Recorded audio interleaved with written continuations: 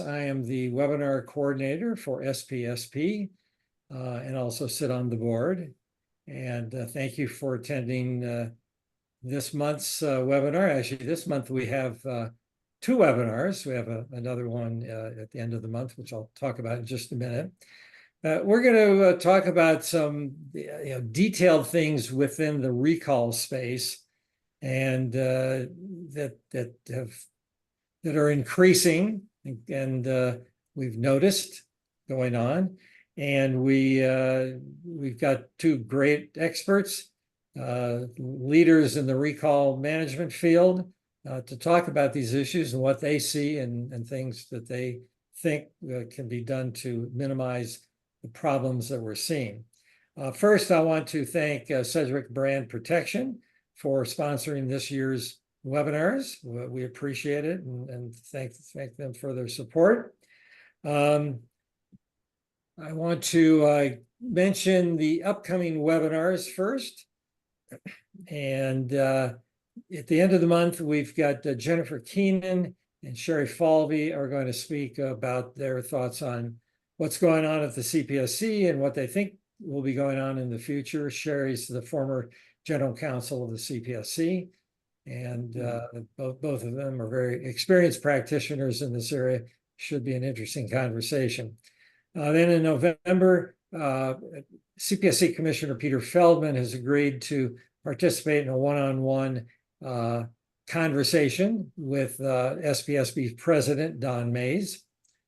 And Peter has been very vocal about his views on CPSC and what's going on and what they should be doing. So that should be an interesting conversation. I'm bringing back the folks from the Cooley law firm who wowed me, at least in June, with their grasp of the new EU regulations and directives on product liability and product safety. And they're a bit mind-numbing in the sense that they're so detailed and have so many consequences that since the general product safety regulations are taking effect in December of this year, we thought bringing them back in to give us the current lay of the land would be useful to have everybody understand what they need to be worried about and consider doing going forward. And I will say in the recall space, how you do recalls and reports in the EU versus the US can have some significant ramifications if you're doing things inconsistently. So even if you're not doing recalls in the EU, but you sell products in the EU, there can be some issues that you have to consider. In January, we got two of the leading risk assessment experts in the US and UK to talk to us, and I want to have them compare how you do risk assessment. The new general product safety regulations have revised provisions on post-sale risk assessment, which I think are very useful to talk about. And then in February, we're going to talk about foreign language issues involved with instructions and other issues, and how you do translations both online and in your documentation also, and how to do them effectively and efficiently. And I've got other ideas for the remainder of the year, but it fills my slide, so we'll just stop there. As I mentioned, I got two leaders in the recall management space, and you can see them on the screen. Chris Harvey from Sedgwick Brand Protection, Tom Brockhouse from Recall Results. You've seen their bios, so I don't need to go into any detail on what their experience is, but it is vast experience, and I thank them for participating today. So recalls and any post-sale activities have always been of interest to me because they are, and I look at everything from the lens of product safety, product liability, and regulatory compliance. All three are in my zone of interest, and they all interrelate. And I've had the worst problems I've had over the years have been of course, from product safety problems that arise that then result in some kind of post-sale remedial activity and then a product liability lawsuit. And once people are hurt, once claims and lawsuits are filed, all the actions that you take are going to be important. So individual product liability cases, creates one of the main problems.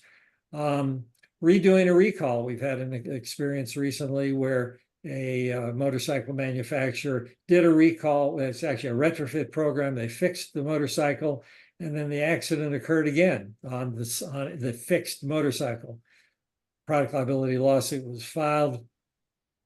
It went to verdict, and the jury was mad at that manufacturer and awarded something like $250 million in punitive damages because the fix that they issued for the motorcycle didn't work, allegedly. So that's a big issue. I want to briefly mention class action lawsuits, which is a new trend. As far as I can tell, at least within consumer products, it's been around for a while, but it seems to be growing in the consumer product area. And I'll talk about that in a minute. And other issues, we have class action lawsuits by shareholders. We have state AG investigations, congressional investigations. So big problems arise when you don't do something that somebody says you should have done and accidents occur. You do something and it's not adequate and accidents occur. And so in many respects, this is really the biggest area of potential responsibility in this entire space. And we're going to focus on one of those today. Just real briefly, and I'm not going to read through this. This is just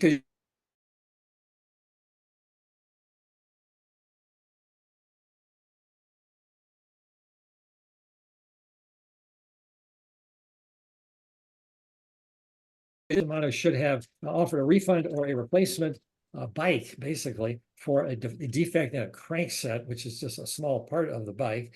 And the fact that they didn't do it means that the consumer was suffered economic loss, and every consumer who bought a product that had the defective crankset should be compensated for it.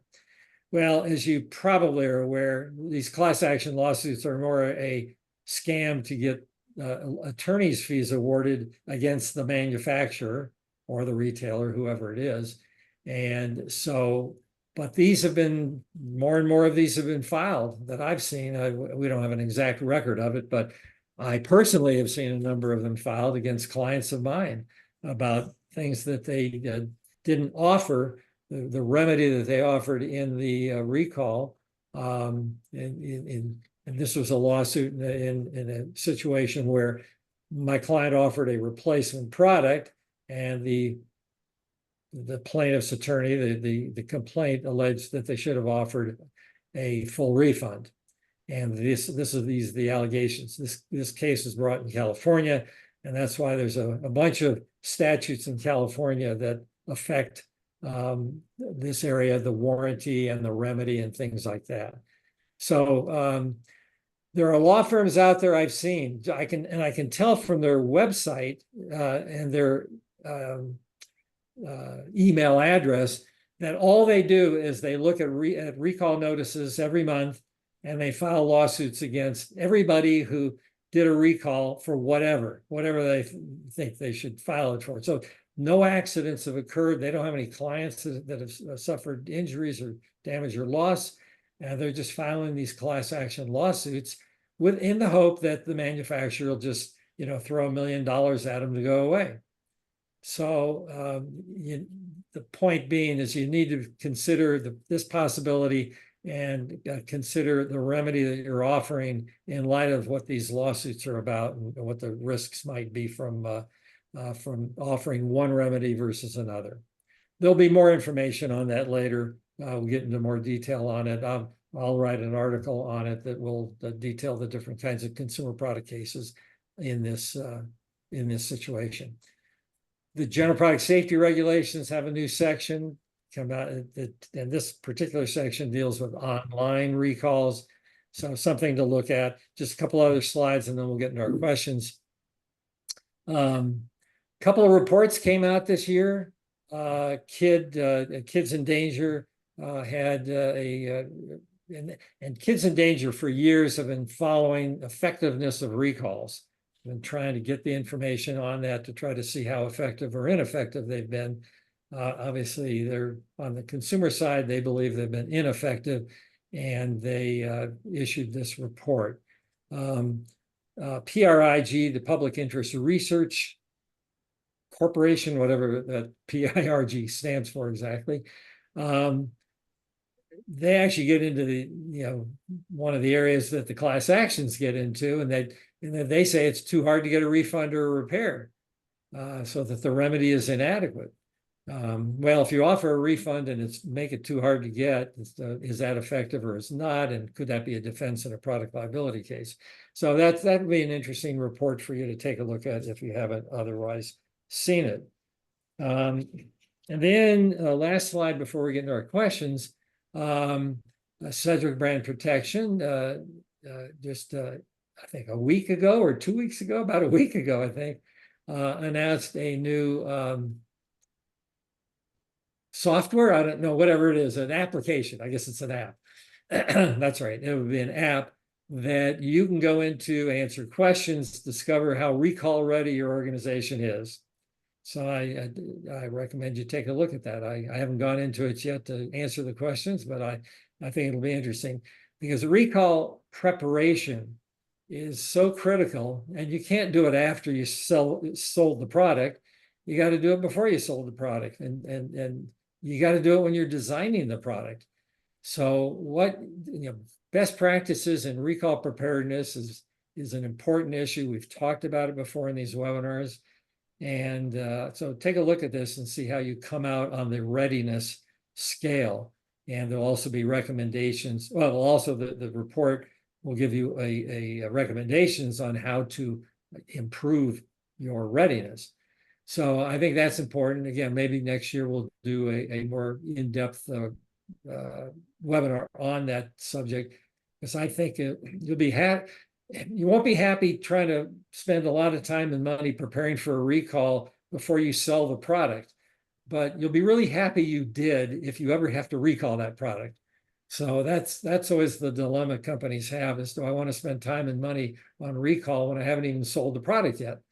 So it's something that I think it'll be interesting to see. Hopefully you'll come up with some good things you can do easily to be more ready to do a recall in the event you have the problem.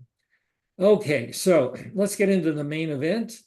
And we've got some questions that we've identified.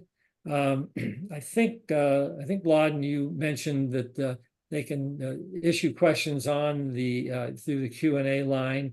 I'll monitor those questions as Tom and Chris are talking, and we'll take them at the end, or there may be a situation where I'd enter a question or ask the question when you're talking.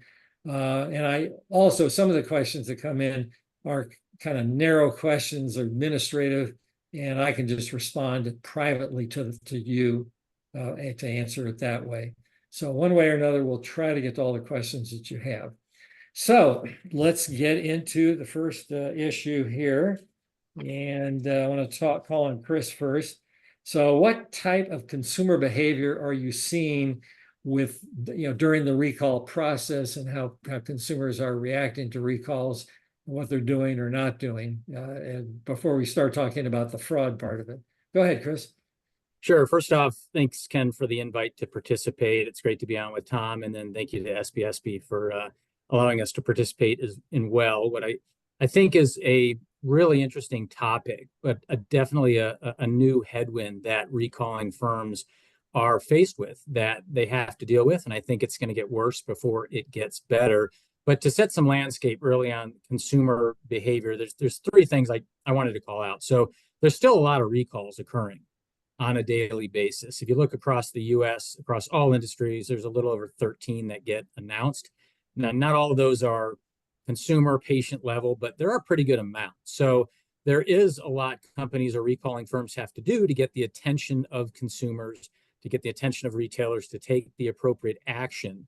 And so you get higher response rate and reduce a potential violation, reduce a potential threat out there. The other thing is just the current environment that we're in today, where a lot of consumers want to be responsible for making the decision on what's safe or not for them, versus a company, a brand, a regulator as well. We did a consumer survey earlier in the year, about 2,000 consumers, and a little over 50% strongly agreed with the statement that they think most recalls are less about protecting consumers and more about government regulation. And I think it's just a general mindset of trust with businesses, brands, and the government today that's a headwind for recalling firms.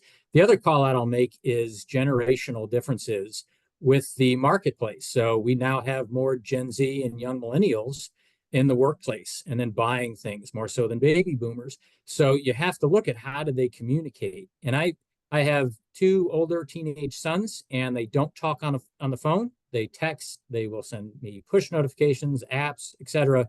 So it's important to understand how that generation communicates within a recall. You customize it, but it also adds a lot more that recalling firms have to monitor, because there's a lot of misinformation, negative information that they have to maintain and control the narrative on. So these, again, are just some headwinds that companies face with recalls today that do make it more difficult to get response levels higher, that companies need to know how to navigate.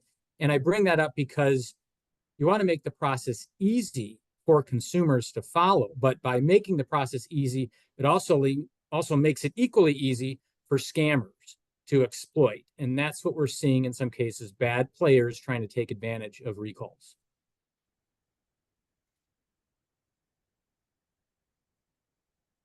You might be on mute, Ken. Sorry, I muted myself and I forgot. Okay, sorry.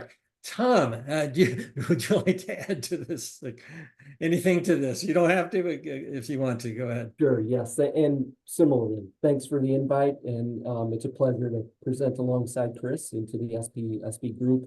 I think the point Chris made about making things simpler for consumers to respond and register for a recall event, that can be effective websites or even the refund methods that are convenient. His point is spot on. It really does open it up to fraudsters to take advantage of the simplicity that we're trying to implement. Okay, well, go to the second question. What is the current state of fraudulent registrations? Go ahead, Tom. You bet. So there's always been fraud present with product recalls, where fraudsters, of course, are trying to get a remedy. And in the past, it was mostly characterized by duplicate data on the registrations that they submitted. That could be a duplicate email address, a duplicate mailing address, IP address, or the product serial numbers. We've implemented measures to prevent duplicates, and fraudsters adapted. They're pursuing other tactics. The look of their registrations appear differently now. And what we see, for example, is the uploaded photos in the cases where the registration includes an uploaded photograph. The picture quality is much greater than it's been in the past. That makes it harder to detect the fraud. And when the remedy is a virtual card, they're using domains, email addresses that are disposable. Domains like Mailbox Department, Genie Mail, and Lizzo Mail. Those are some of the characteristics that we're seeing now from fraud registrations. And one more point to add is the volume. Current state of fraudulent registrations is that simply the volume has increased. And we really saw that increase start in 2023. An example of it was an existing recall program we're supporting. Over a typical weekend, we would see roughly 50 registrations come in, and it spiked up to 700 registrations across a weekend. And all of that additional volume was fraud. Chris? Yeah, I would say the same thing. We're seeing exactly the same thing, a spike recently in the last couple of years. And I do think it's, companies that experience fraud with their general returns, they're going to definitely see it when it comes to a recall as well. And I guarantee you, just like just like Ken, you see law firms looking at who's having recalls and going after them. I guarantee you there's bad players monitoring the CPSC website, the FDA website, NHTSA's website, looking at recalls, looking at how they're set up, and then starting to identify the vulnerabilities. And as Tom mentioned, you're seeing an influx in these bad players blasting websites to look for vulnerabilities. And you might see them register 1,000 times. And even if they get 1, 2, 3% through, that might be a win for them. So this is where it's important for recalling firms to be able to utilize technology as well to combat that. Look for these different things that they can find the fraud, identify it, put a fence around it, and stop them from actually being sent a return kit or sent a reimbursement.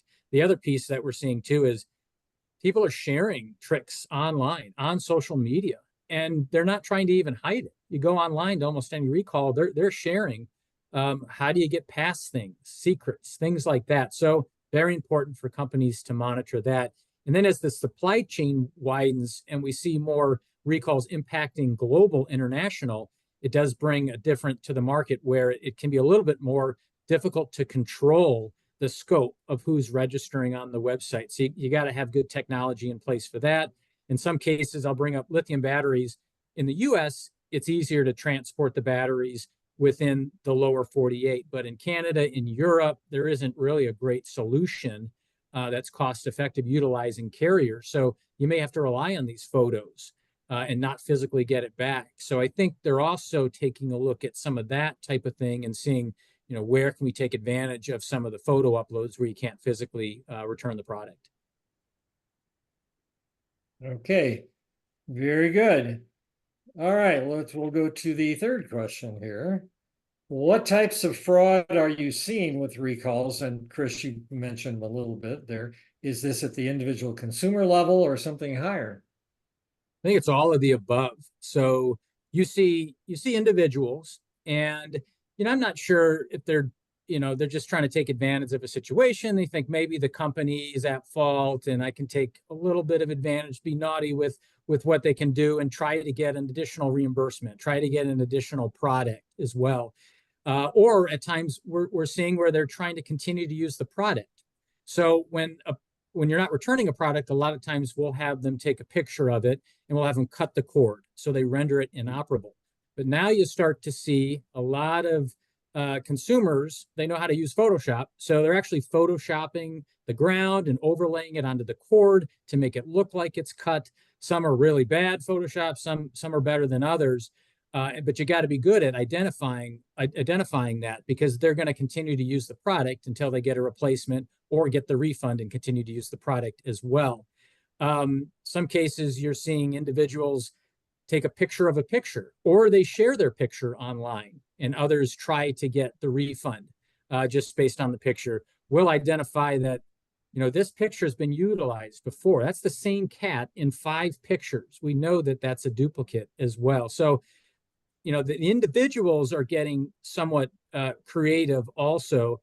We've actually seen some individuals just go to a store, open up the box that's in the retail store and try to take a picture in the store as well. So they're getting sneaky, and it's going to be important for companies to really stay on top of that. The other area is more the organized fraud, where you do see these bots and these bad organizations doing thousands of attempts to try to register for a return kit or try to register for reimbursement.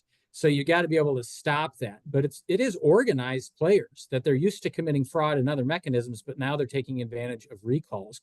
I've actually seen it before where a recalling firm's list of serial numbers was stolen and was put online on the black market to be purchased so that you could take those serial numbers and try to register and try to bypass some of the gates that are on the website as well. So it is tricky. One of the last area I'll mention too, worst areas too, if it's a more expensive product, I've heard this from manufacturers, $400 or $500 for the refund.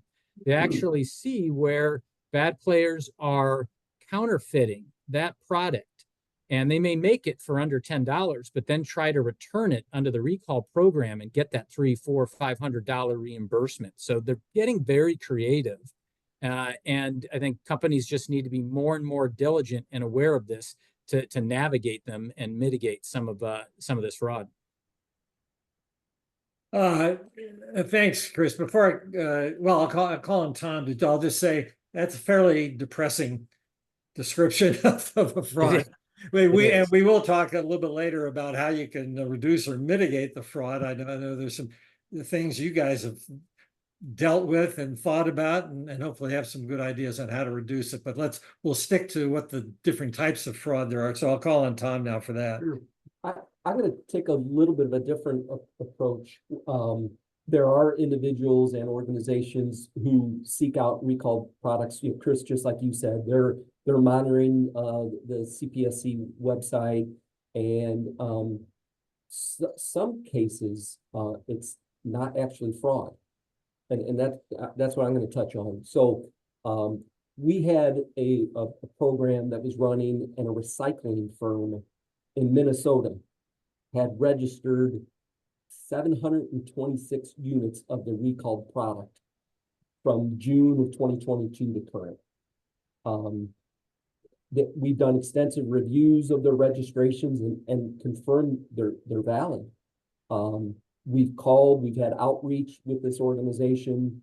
They were admitting that they were acquiring the recalled product, and didn't elaborate. They were unwilling to share the tactics they found or were implementing rather to acquire these recalled products. But of those 726 units registered, the remedy in this case was just over $100 per unit. So they generated $78,000 off of that series of registrations. The same recycling firm registered an additional, we had 48 more registrations on another recall program, similar product. We confirmed the registrations were valid.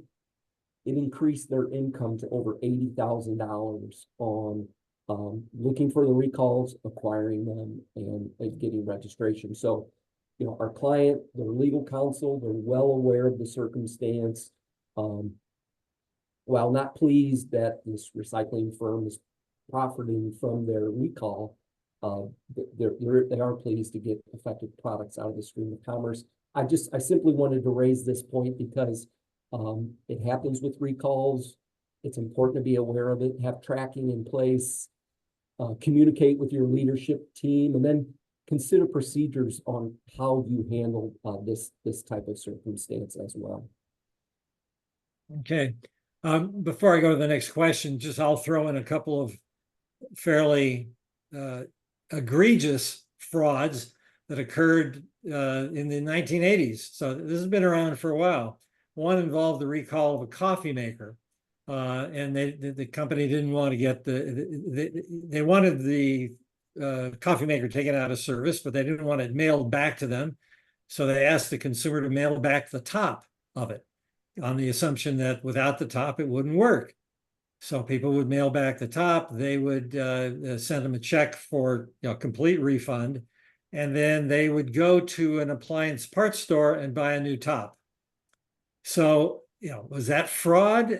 Well, yeah, it didn't get the coffee maker, and the defect in the coffee maker didn't have anything to do with the top. The other one that I personally experienced when I was an in-house lawyer, we did a recall of gas valves and water heaters, and a consumer didn't have our gas valve and water heater, but his barn burned down. So he decided to go to a junkyard and buy a water heater with our gas valve on it, bring it to his burned down barn and put it there, and claimed that our product burned down his barn. And he actually sued us. And we got within 3 weeks of trial before we actually figured out, his attorneys didn't know, finally figured out that it was just a fraud. Now, I mean, that's a true fraud. We did get the court to award us to have him pay attorney's fees, although he never did pay them. So it's been a problem for many years. More recently, and the last one did a recall of electrical products, offered a full refund, and a consumer went on eBay offering to buy back these products. So he bought them back for whatever it was. I'll just make up numbers here. He bought them back for $5 a piece. And then he returned 1,500 of these products to the manufacturer, who were going to give him $75 a piece for that product. Well, you look at it and you say, is that fraud? I don't know the legal definition of fraud. I mean, it's certainly not what we intended, not what we thought could happen. So as Chris, you were saying, and Tom, you too, is that they're very clever out there. And how do you, anticipate what somebody's going to do, and how do you prevent it from happening is, we'll discuss in a few moments here. So thought I'd throw those out because they're really kind of shocking to me, examples of how clever people can get, and it doesn't enhance safety and certainly enhances their pocketbook. Right, exactly. They're not doing it for the purpose of improving consumer safety or out of the goodness of their heart. It's truly for profit. Well, my theory was that they went on eBay, bought them back. They did get them out of consumers' hands, and they gave them back to us. So really, they achieved what our goal was. The trouble is they made a gob of money on it, and did it cost us any money? Not necessarily, because we were offering $75 per product anyway. But it just was kind of surprised us that this was going on. Didn't realize that people would actually go to that extent to do it. So I wouldn't put that one in the fraud category per se, but it certainly was an interesting result that we didn't anticipate. Okay, so are certain recall programs being targeted more than others, Tom? As we've touched on in the discussion here today, it's there are programs that are higher risk, and it's those with a refund. More importantly, the refund is a virtual card, and this element of a photograph being uploaded instead of reverse logistics. The fraudsters are attracted to these type of recall programs. As we touched on, they're submitting photos depicting the product, and the technology is improved. It's harder to detect fraudulent photos, and they'll submit multiple registrations with the temporary email addresses to get as many refunds as possible. So that is the highest risk fraud type of program that we're seeing. And I know we're going to get into measures to minimize fraud, but I'll just quickly add, we've taken immediate steps to discourage clients from utilizing virtual cards. They are efficient, they're convenient, consumers get them quickly, but the risk of fraud is just so high. But that's what we're seeing as those that are being most targeted. Chris? Yeah, just to add what Tom said, I think sometimes larger brands in the news just attract attention because they've already been targeted through their other programs for fraud. Higher refund, as Tom alluded to, could, although the use of technology, you do enough volume on smaller, medium-sized refunds, it might be worth their while as well. So we're seeing that also, and I think that they just look at the program and what are the vulnerabilities, and I think they try to test the water to see if something is physically being returned. Well, how is it being validated? Is that box being opened? I've had companies before just say, "Oh, we just get the envelope back, scan it, and then we give them a refund." They don't even open up the bag. Well, in those cases, you open up some of those bags, you're going to see nothing, or you're going to just see something heavy that was just a throwaway. So we see that. So you got to really open it up. You got to validate that it's part of the recall as well. It's limited safety gates too, that on the front end, especially if it's the photo upload. Or even electronic refunds as well, is what are you doing during the registration process? Are you limiting how many they can do by address, by email? Are you adding those gates? Are you setting a limit on the dollar amount per consumer? And then on the back end, when you're doing the validation of the reimbursements, does something not look right? And especially you see that internationally too, where it may be a German email address, but they registered that they're in the US or registered they're in the UK. What are some of those things that look weird, that look odd, that look out of place, that could be fraud? So that does need to be identified up front. And I think a lot of times they're just testing the waters everywhere they can to see where are those vulnerabilities at and trying to exploit them. Okay, the next question, why do you think fraud with recalls is increasing? I was going to call on Chris first, and I think you guys have talked about it already a bit near the beginning, but go ahead if you have anything more direct to say on that. Yeah, again, just to reiterate, the technology has gotten better. It's gotten easier for bad players to commit fraud. It's gotten a little bit more difficult for companies to combat that. Social media is another big thing that, they're just openly sharing the secrets and how to navigate these, how to exploit them as well. So companies have to monitor that and combat that as well. So it truly is a balance of making it easy for consumers, but at the same time, having some of these safety gates throughout the process as well to reduce some of those, that fraud. In some cases, if you just add certain things, which we'll talk about, it can help mitigate it. Maybe they'll go on to the next car that's unlocked to try and hit that versus the car that's locked. So those little things definitely can help mitigate the attention of the bad players. Tom? Right, just on the points Chris made, software and automation. That is why it's increasing. And a finer point is just the software is enabling organized crime groups really from around the world. And the example of a photo upload, as Chris described, if it's uploaded in Germany and the physical address is in the UK, you want to have measures in place to track that, but really the software and automation is the driver for the increase of fraud. I mean, doesn't that take a lot of human personnel effort? I mean, it's nice to say we have all this software, but you got to have somebody evaluate what's going on, or does the computer software do it for you? I mean, does that flag these things that then a human looks at, or do you really need humans to be looking at the trends to identify? And maybe that's a question for later, but I thought I'd throw that out right now. Combination of both, but I think that's perfect for when you raise that question a little further down the line, but really Okay. both. Okay, we'll talk about that in a minute. All right. Should individuals be worried about the consequences of committing fraud during a recall? Chris, do you have any thoughts on that one? This is a tough one because, yes, they can be criminally prosecuted for committing fraud.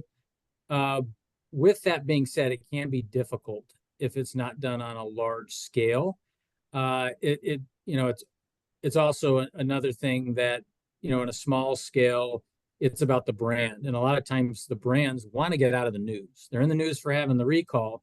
They may not want to be too much in the news about how they're prosecuting their consumers for small fraud. So it is a battle that these companies have to think through and face. Now, with that being said, more and more companies, again, are dealing with fraud in other areas outside of recall too. So there is a growing level of this investigations team that will look at potential fraud, medium, large scale that is occurring, and they will refer that over for prosecution as well. So on a small scale level, I still say, yeah, consumers should be worried, especially the brazen ones that they'll just post on social media. They're documenting their fraud online. So I think they should be careful. I think there'll be a continued crackdown by companies and an increased desire to prosecute, to go after them. Tom, anything to add? Nothing to add on that one. Thank you. Okay. Well, and I'll just say, and there was a question that came in about, are companies able to prosecute on recall fraud? Are there any cases of this? So, Chris, are you aware of any prosecute? Well, it could be one or two, and I am not a fraud expert in the civil litigation sense. So I'm assuming a company could sue an individual, an organization, whatever, for fraud. I'm sure they can do that. But Chris, you were talking about, I think, criminal prosecution by a prosecutor. Are you aware of either cases being filed?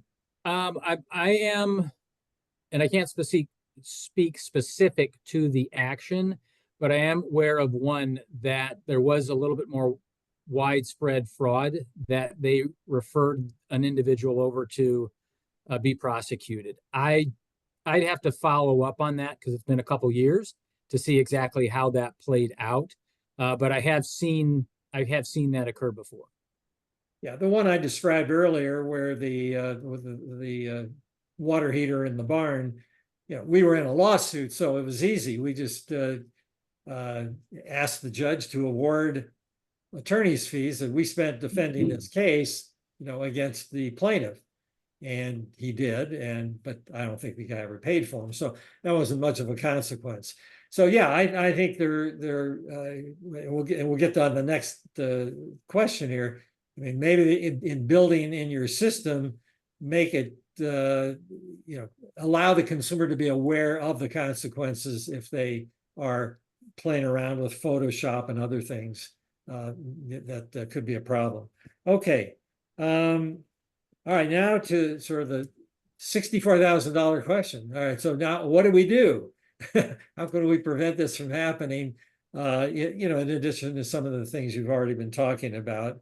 And I know, Chris, you've mentioned there's some software that you guys have or working on or whatever. And Tom, you can talk too. So let me think here. Oh, I'm going to call on Tom first. Sorry. So Tom, go ahead first. Okay, very well. Okay. I think there are low-tech and high-tech measures that can be taken. First off, train your quality assurance representatives on what to look for as they are researching registrations. And I would suggest, have a dedicated team focused on the QA so they can build their skill set over time and be better at detecting fraud. Prevent duplicate entries on your registration websites, and prevent random entries if there's a known syntax on data points such as serial numbers. I would recommend systematically bouncing registrations with a temporary email address that they should be reviewed for further scrutiny or potentially rejection or denial of their claim. Provide a unique recall ID number on each registration, and then have consumers write that number with a Sharpie on the product and have that uploaded on their photograph as well. This too helps to prevent duplicates. Implement the reCAPTCHA scoring to identify and reject registrations that may be submitted via a bot or a script. So Ken, to your earlier question about human oversight and software. So this is an example of a software solution. Capture metadata on uploaded images and see what kind of information you can gather on the photo. If metadata is missing, if it's absent, this is an indicator that more scrutiny is needed. And I know Chris will touch on some third-party software to consider as well, but my final point is, if you think there's fraud, reach out, engage with the customer, provide a prepaid shipping label for them to return the product, and you can physically examine it. Physical returns are more costly, but they help to resolve the fraud concerns. Tom, let me just ask you before I turn it over to Chris. Do you train your call center people who are handling the recalls about all of these things, or do you have a special group of people who come in if there's a suspicion of fraud? We have a group, a committed group. It's not the call center agents. It's a department, a QA department. And we don't just call them in if there's suspected fraud. I would suggest every recall program, even if it's not a photo upload or if it's not a virtual gift card, even in those cases, do quality checks to make sure you may spot something that's suspicious, requires investigation. So it is a separate and a dedicated team. Okay. Okay. Before I turn it over to Chris, we had a request that Tom write down someplace what you just said, and we can put a slide in there. So Tom, would you write up your bullet checklist? That list, I'd be happy to. Ken, should I send it to you to see? Yeah, and I will put it in the slide deck that's going to be posted. So hopefully that'll serve the purposes that the requests are made. Yeah, and it's fair because I threw out a handful of topics at a high level. Yeah, and they are low tech and high tech. They sounded good, and it sounded like we want to remember those. So it's hard to capture everything without slides. Okay, Chris, I'll turn it over to you. Yeah, I would echo what Tom said. Low tech, high tech. As technology is utilized to commit fraud, you need to use technology to combat fraud as well, whether that's adding more advanced fraud detection systems, more verification systems that occur during recalls, tamper-proof type things. So, everyone asks, why does it take a few days to develop a website? Yeah, the verbiage and the other things, but a lot of the security measures that you need to put in place behind the scenes are really important to be able to try to add those safety gates.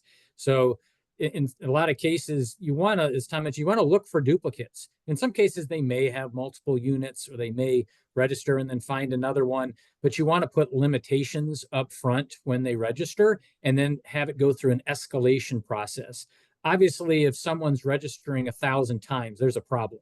It's probably a bot. It's probably somebody trying to exploit the system. So you want to be able to look for those different types of things as well. They mentioned a lot of companies now aren't necessarily asking for the physical product to be returned, or maybe there's constraints with having the physical product returned. So photo upload is utilized more and more often now, or again, they're cutting the cord, they're disabling it in some fashion.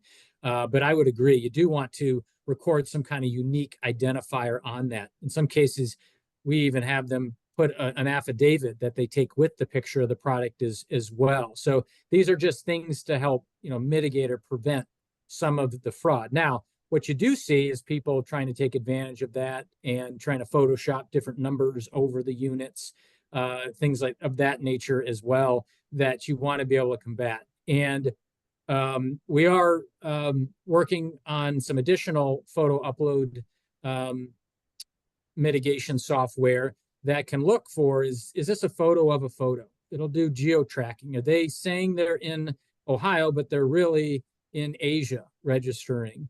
Is this a duplicate photo that's been utilized as well? Is there tampering of the photos, et cetera? So I think this is very important to be able to identify those fraudulent activities that occur up front. And then you still have a further validation process down the road as well. The other thing, again, is asking them to do a little bit more. Do you ask them to submit a receipt or something else with the return? These extra steps, while they may be a little bit extra for the consumer, they do help mitigate that, bad player who may be directed elsewhere. Physical returns, if you can do that, that definitely helps. If you're not, if you're asking them to physically return an affected product. The biggest thing, though, I would say is a lot of times you see these products like a power bank, and you open it up, there's nothing on it, no brand, no identifiers, no item codes. So that can be easy for people to fraudulently just return and try to get some type of reimbursement on. So Ken, you mentioned, product safety. I think it does have to happen through the entire life cycle, including development, including upfront, including how you engage with consumers. But, thinking about it, this product's recalled down the road, how easy is it to identify? Is this actually part of the recall? So I've seen some products where there's no good way visually to inspect it. So having those type of things, I think, can help quite a bit as well. But again, monitor social media, look for bad players, control the narrative, and then look for anomalies in the data, as Tom mentioned. Look for where someone's registering a similar address, same name, but they've got 20 apartment numbers. That doesn't necessarily make sense. Or they've got 50 different addresses, but the same email address to get an electronic. That's a red flag. So you got to implement these red flags throughout the process as well. And again, it may be valid, like we've talked about, but you want to add this extra layer to be able to vet these out if it truly is fraud. Let me ask both of you, I mean, the harder we make this for the consumer, the less the CPSC is happy about your remedial program. And have either of you had pushback by the CPSC on some of these kinds of things you're talking about? You know, because when we implement the program and we get approval by the CPSC, we haven't had any fraud yet. So we can't quite say we're doing this because we think they're going to have fraud, and the CPSC could say, well, you haven't started it yet. So what are you so worried about? Have you had a problem with that on the timing of some of these remedial measures or mitigation efforts before they're approved? We haven't, Ken, we haven't at all. And prior to that, we had a number of highly suspect registrations that we didn't approve. And we reached out, we coordinated with our client and counsel, who then was the liaison with the CPSC, and shared some of the steps that we intended to take just to make sure that there was support from all stakeholders, and there was. And that really involved reaching out and calling. And I'll tell you, in so many cases, the phone numbers that were registered were invalid. We then looked at the physical addresses, and there's some software that you can confirm the resident at a specific address, and they were mismatches. So in most cases, it was pretty clearly fraud. In those where there's been some cases where it wasn't, we provided the prepaid mailing label, good customer service, making it easy as possible for the consumer, describing the purpose, just effectively letting them know why it is we're doing what we're doing. And grateful to say it did not result in any escalations. And to answer your question, we've not had pushback. On a slightly different note, I would like to add something, if you don't mind, and that is, we need to think about our monthly progress reports at the end of the month and how we report registrations, and not including fraudulent registrations in that reporting. And that's a slightly different topic, but I wanted to throw that out there too, Ken. Yeah, I'll just say one thing on something you said, Tom, and that is, if you start a remedial program and get approval, and then you discover or believe there's possible fraud out there, and you're going to institute some new procedures, I think it would be a good idea to tell the CPSC about it beforehand, so you don't wind up in a situation where a consumer calls and complains about it, and then the CPSC calls you and yells at you about it. So I don't think the CPSC would object at that point.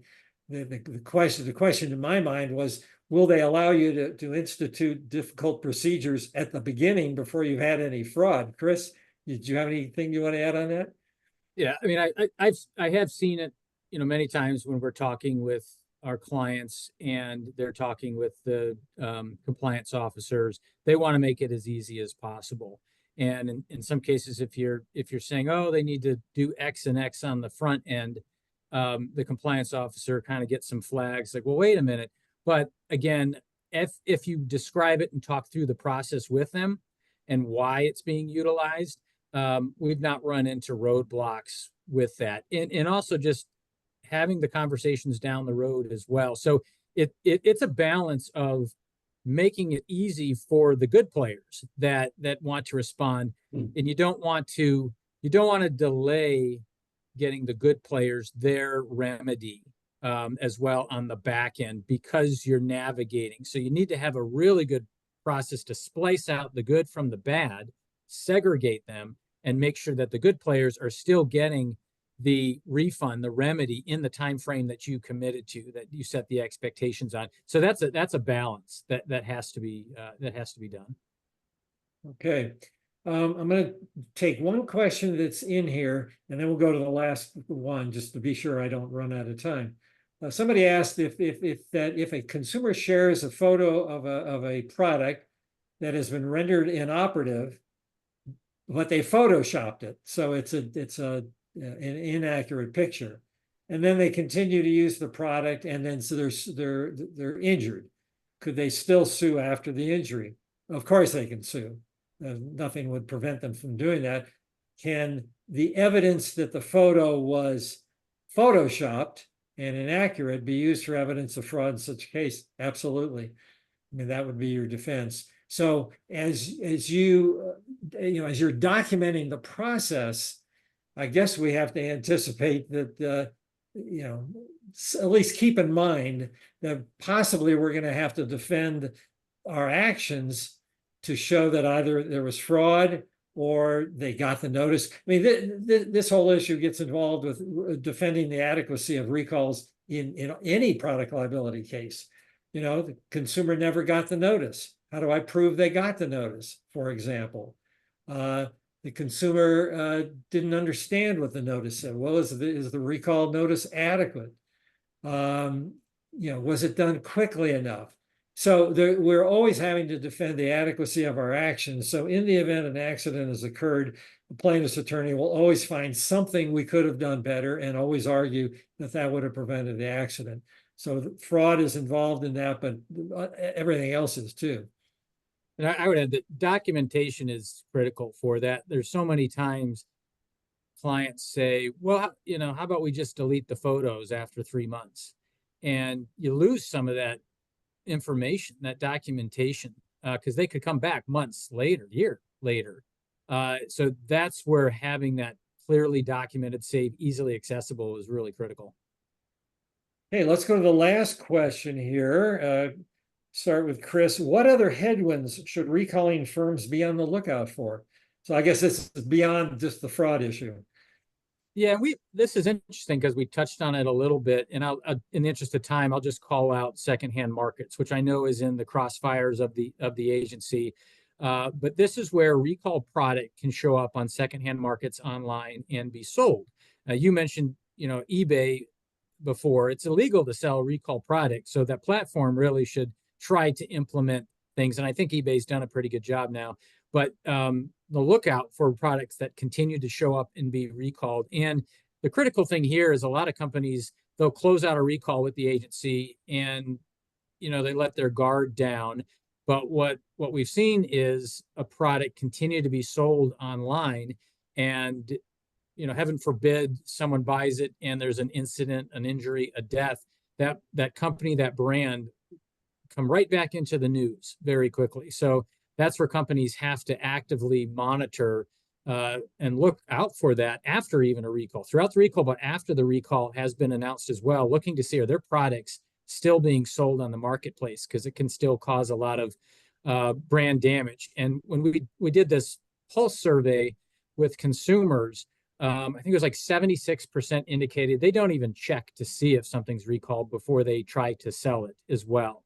Now there is that 13% that knowingly purchase recall product, and that may come into play what Tom and you, Ken, had mentioned, where they're trying to buy up product that's been recalled at a cheaper rate to try and sell it at a higher value. We had one on books years ago, and they did just that. They scoured the market for this recall product and sent it back for reimbursement. But it's just something that companies, I think, have to keep in mind now with the different market, that just because you close the recall with the agency, it doesn't mean it's done. There's still a lot you need to do to protect your brand. Let me give a quick example of that. A company came to me and wanted me to go to the CPSC and ask them to close the file. The recall had been in effect for 33 years. They had been required to offer a refund if somebody came to them and gave them a product back for 33 years. And they thought that was probably too much time. and they wanted me to go to the CPSC and close it out. So I made the request. CPSC came back to me and said, well, we went on eBay and we found one of these products for sale. So no, you can't close the file. So whatever, I mean, there's stuff out there, and this post-sale stuff is so nasty, partly because it lasts forever, and it could be a problem. Anyway, Tom, you got something you want to add in a minute? Nothing more to add to that point. Thank you. Okay. Well, we've succeeded in answering all your questions that have been submitted. We appreciate your attendance. I appreciate the speakers. Thanks, Chris and Tom. Tom's going to draft up a slide we'll throw in there. Chris, you're invited to do the same if you want to throw us a little slide in there with just some bullet points. I'll show the last slide here just a second, which will be there. You have everybody's email address. You can email us and ask us questions, or if we have information on certain things, the video link, the slides, and maybe some other material will be posted on the SPSP website. Again, thank you all very much for attending. Actually, I'll get my last slide here. And we look forward to seeing you on, or having you listen in on October 30 when we get back to specifically on the CPSC stuff and what's going on there. Thank you all very much. Have a good day. Thanks. Bye-bye. Bye.